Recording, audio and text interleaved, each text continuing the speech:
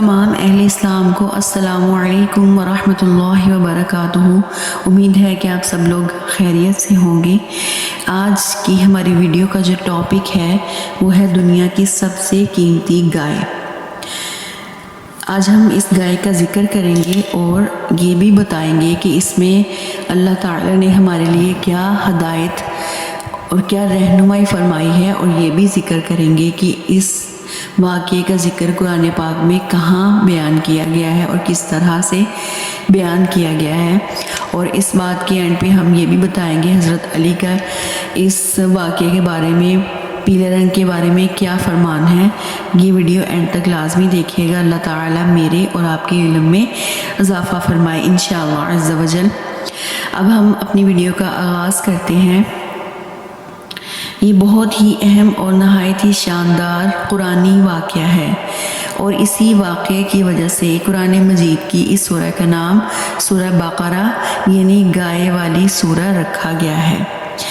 اس کا واقعہ یہ ہے کہ بنی اسرائیل میں ایک بہت ہی نیک اور صالح بزرگ تھے، اور ان کا ایک ہی بچہ تھا جو نابالغ تھا، اور ان کے پاس فقط ایک گائے کی بچھیا تھی، اور ان بزرگ نے اپنی وفات کے قریب اس بچھیا کو جنگل میں لے جا کر ایک جھاڑی کے ساتھ پاس یہ کہہ کر چھوڑ دیا کہ یا اللہ عز و جل، میں اس بچھیا کو اس وقت تیری امانت میں دیتا ہوں کہ میرا بچہ بالغ ہو جائے۔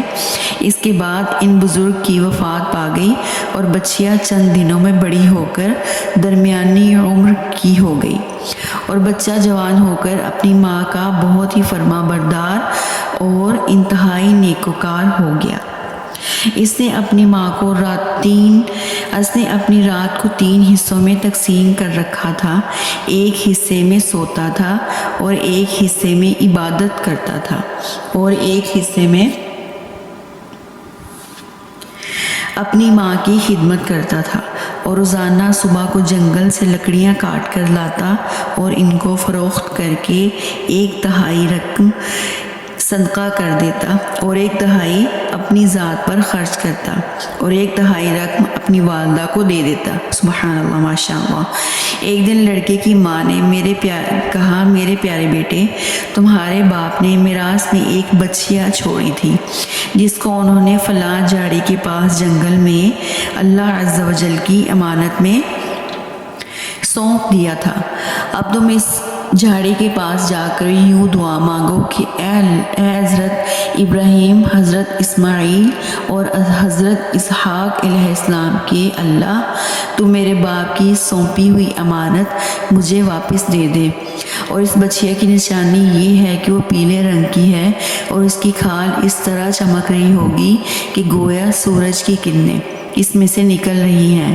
یہ سن کر لڑکا جنگل میں اس جھاڑی کے پاس گیا اور دعا مانگی، تو فوراً ہی وہ گائے دوڑتی ہوئی آ کر اس کے پاس کھڑی ہو گئی، اور یہ اس کو پکڑ کر گھر لایا۔ تو اس کی ماں نے کہا، بیٹا، تم اس گائے کو لے جا کر بازار میں 3 دینار میں فروخت کر ڈالو، لیکن کسی گاہک کو بغیر میرے مشورے کے مت دینا۔ ان دنوں بازار میں گائے کی قیمت 3 دینار تھی۔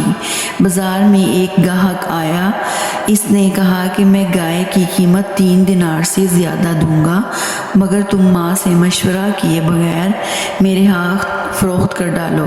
لڑکے نے کہا، تم خواہ کتنی بھی زیادہ قیمت دو، مگر میں اپنی ماں سے مشورہ کیے بغیر ہرگز اس گائے کو نہیں بیچوں گا۔ لڑکے نے ماں سے سارا ماجرا بیان کیا، تو ماں نے کہا کہ گاہک شاید کوئی فرشتہ ہو، تو اے بیٹے، تو اس سے مشورہ کرو کہ ہم اس گائے کو ابھی فروخت کریں یا نہ کریں۔ چنانچہ اس لڑکے نے بازار میں جب اس گاہک سے مشورہ کیا، تو اس نے کہا کہ ابھی تم اس گائے کو نہ فروخت کرو، آئندہ اس گائے کو حضرت موسیٰ علیہ السلام کے لوگ خریدیں گے، تو تم اس کے چمڑے میں سونا بھر کر اس کی قیمت طلب کرنا، تو وہ لوگ اتنی ہی قیمت دے کر خریدیں گے۔ چنانچہ چند ہی دنوں کے بعد بنی اسرائیل کے ایک بہت ہی مالدار آدمی کو، جس کا نام عامیل تھا، اس کے چچا کے دونوں لڑکوں نے اس کو قتل کر دیا۔ اس کی لاش کو ایک ویرانے میں ڈال دیا۔ صبح کو قاتل کی تلاش شروع ہوئی، مگر جب کوئی سراغ نہ ملا تو کچھ لوگ حضرت موسیٰ علیہ السلام کی خدمت میں حاضر ہوئے اور قاتل کا پتہ پوچھا، تو آپ نے فرمایا تم لوگ ایک گائے ذبح کرو اور اس کی زبان یا دم کی ہڈی سے لاش کو مارو تو وہ زندہ ہو کر خود ہی اپنے قاتل کا نام بتا دے گا۔ یہ سن کر بنی اسرائیل نے گائے کے رنگ، اس کی عمر وغیرہ کے بارے میں بحث و کرید شروع کر دی، اور بالآخر جب وہ اچھی طرح سمجھ گئے کہ فلاں قسم کی گائیں چاہیے تو ایسی گائیں کی تلاش شروع کر دی، یہاں تک کہ جب یہ لوگ اس لڑکے کے گائے کے پاس پہنچے تو وہ ہو بہو ایسی ہی گائے تھی جس کی ان کو ضرورت تھی۔ چنانچہ ان لوگوں نے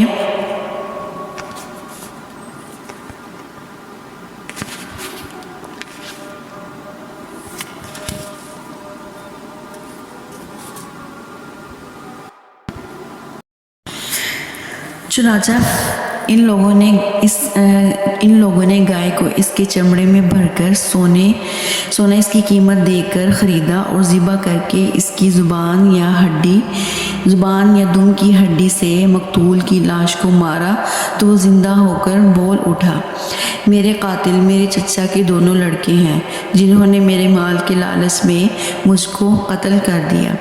یہ بتا کر پھر وہ مر گیا۔ چنانچہ ان دونوں قاتلوں کو قصاص میں قتل کر دیا گیا، اور مرد صالح کا لڑکا جو اپنی ماں کا فرما بردار تھا کثیر دولت سے مالا مال ہو گیا۔ اس مضمون میں قرآن مجید کی آیتوں میں اس طرح بیان کیا گیا ہے، اور جب موسیٰ نے اپنی قوم سے فرمایا خدا تمہیں حکم دیتا ہے کہ ایک گائے ذبح کرو، بولے آپ ہمیں مسخرہ بناتے ہیں۔ فرمایا خدا کی پناہ میں جاہلوں سے ہوں۔ بولے اپنے رب سے دعا کیجئے، وہ ہمیں بتا دے گا کیسی۔ کہا وہ فرماتا ہے کہ وہ ایک گائے ہے، نہ بوڑھی اور نہ اوسر، بلکہ ان دونوں کے بیچ میں تو کرو جس کا حکم تمہیں ہوتا ہے۔ بولے اپنے رب سے دعا کیجئے ہمیں بتا دے اس کا رنگ کیا ہے۔ کہا وہ فرماتا ہے وہ ایک پیلی گائے ہے جس کی رنگت ڈہڈہاتی دیکھنے والوں کو خوشی دیتی۔ بولے اپنے رب سے دعا کیجئے ہمارے لیے صاف بیان کرے وہ گائے کیسی ہے۔ بے شک گایوں میں ہم کو شبہ پڑ گیا، اور اللہ چاہے تو ہم راہ پا جائیں گے۔ کہا وہ فرماتا ہے کہ وہ ایک گائے ہے جس سے خدمت نہیں لی جاتی کہ زمین جوتے نہ اور کھیتی کو پانی دے، یعنی کہ اس سے کوئی خدمت نہ لی گئی ہو، نہ کھیتی باڑی کروائی گئی ہو، نہ ہل چلوایا گیا ہو، وہ بے عیب ہو۔ بے عیب ہے جس میں کوئی داغ نہیں، بلکہ بولے اب آپ ٹھیک بات لائے تو اسے ذبح کیا، اور ذبح کرتے معلوم نہ ہوتے تھے، اور جب تم نے ایک خون کیا تو ایک دوسرے پر اس کی تہمت ڈالنے لگے اور اللہ کو ظاہر کرنا جو تم چھپاتے تھے۔ تو ہم نے فرمایا اس مقتول کو اس گائے کا ایک ٹکڑا مارو، اللہ یوں ہی مردے جلائے گا اور تمہیں اپنی نشانیاں دکھاتا ہے، کہیں تمہیں عقل ہو۔ بے شک درس ہدایت، اس میں جو ہمیں ہدایت ملتی ہے اس واقعے سے وہ یہ ہے کہ اس واقعے سے بہت سی عبرت انگیز اور نصیحت خیز باتیں اور احکام معلوم ہوئے۔ ان میں سے چند یہ ہیں جو یاد رکھنے کے قابل ہیں۔ خدا کے نیک بندوں کے چھوڑے ہوئے مال میں بڑی خیر و برکت ہوتی ہے۔ دیکھ لو کہ اس مرد صالح نے صرف ایک بچیا چھوڑ کر وفات پائی تھی، مگر اللہ تعالیٰ نے اس میں اتنی برکت عطا فرمائی کہ ان کے وارثوں کو اس بچیا کے ذریعے بے شمار دولت مل گئی۔ اس مرد صالح نے اولاد پر شفقت فرماتے ہوئے بچیا کو اللہ کی امانت میں سونپا تھا، تو اس سے معلوم ہوا کہ اولاد پر شفقت رکھنا اور اولاد کے لیے کچھ مال چھوڑ جانا جو بالکل حلال ہو، یہ اللہ والوں کا طریقہ ہے، جو بالکل حلال بھی ہو اور کسی اور کا قبضہ نہ کیا ہو۔ ماں باپ کی فرما برداری اور خدمت گزاری کرنے والوں کو خداوند کریم غیب سے بے شمار رزق کا سامان عطا فرما دیتا ہے۔ بے شک دیکھ لو کہ اس یتیم لڑکے کو ماں کی خدمت اور فرما برداری کی بدولت اللہ تعالیٰ نے کس قدر صاحب مال اور خوشحال بنا دیا۔ ماشاءاللہ خداوند قدوس کے احکام میں بحث اور قرید کرنا مصیبتوں کا سبب ہوا کرتا ہے۔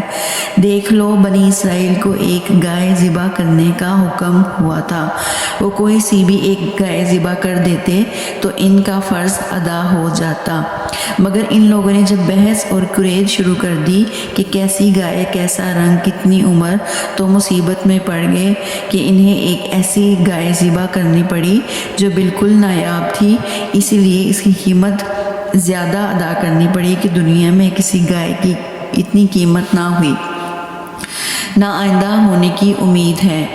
جو اپنا مال اللہ تعالیٰ کی امانت میں سونپ دے، اللہ تعالیٰ اس کی حفاظت فرماتا ہے اور اس میں بے حساب خیر و برکت عطا فرما دیتا ہے۔ بے شک جو اپنے اہل و عیال کو اللہ تعالیٰ کے سپرد فرما دے، اللہ تعالیٰ اس کے اہل و عیال کی ایسی پرورش فرماتا ہے جس کو کوئی سوچ بھی نہیں سکتا۔ بے شک امیر المومنین حضرت علی رضی اللہ تعالیٰ عنہ نے فرمایا کہ جو پیلے رنگ کا جوتا پہنے گا وہ ہمیشہ خوش رہے گا اور اس کو بہت کم غم ہوگا، کیونکہ اللہ تعالیٰ نے پیلی گائے کے لیے یہ فرمایا ہے کہ تسر الناظرین، کہ وہ دیکھنے والوں کو خوش کر دیتی ہے۔